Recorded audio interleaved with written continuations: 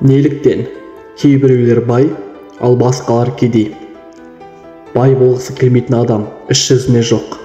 Әйтсе де, не екені белгісіз, ақшасы барлар аз. Миллиондаған адамдар кедейлік шегінен төмен өмір сүреді. Тіпті мегаполистердің өзінде мүмкіндігі бар.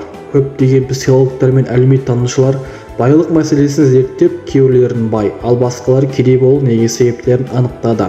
Бұл жөнінде біз бүгін айтатын боламыз. Ақша маңызды емес. Көбінесе ересектер өздерінің қайғылы тіршілігін ақтағысы келіп, мұндай көзқарасты балалардың бойына сіңіреді. Адам өзінің ой-өрісін қайта құрып, ақша табудың орнына қазіргі жағдайда бой алдырады. Әрекет етуден гөрі ақшаның жаман екенін өзін сендіру оңайырақ. Өкінішке орай, егер мұндай көзқарас бала кезінен бері қалыптасса, одан құтылу өте қиын. Бізге ойлауды қайта құрылымдап кешендерін арылу қажет. Екатерина, бизнес тәлімгері, барлық адам бай болғысы келмейді. Бақытты болу үшін ақша қажет емес адамдар бар. Олар осы себептердің артында жасырынған, жеңілгендер болып саналады. Бұған қоса үлкен ақшадан қорқу бар. Қорқыныштың әртүрлі себептері бар. Туғаннан бастап жауапкершіліктен қорқуға дейін.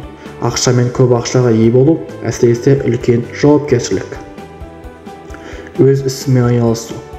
Әрбір адамға дарын берілген. Кейбір адамдар мектептен не істеу керектігін біледі. Ата-аналар басқа балаларды жек көретін институтқа ұнатпайтын мамандық бойынша оқуға мәжбүрлейді. Нәтижесі қызығушылық жоғалту және көңілсіздік. Жұмыс бар сияқты, бірақ қол жеткізуге ынталандыру жоқ.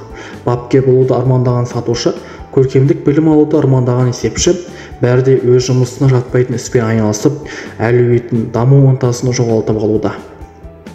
Нақты мақсаттың болмауы. Жоспарлау қабілеті пайдалы қабілет, бірақ олар оны мектепте ішісіне оқытпайды және отбасына үлгі көрсетпейді.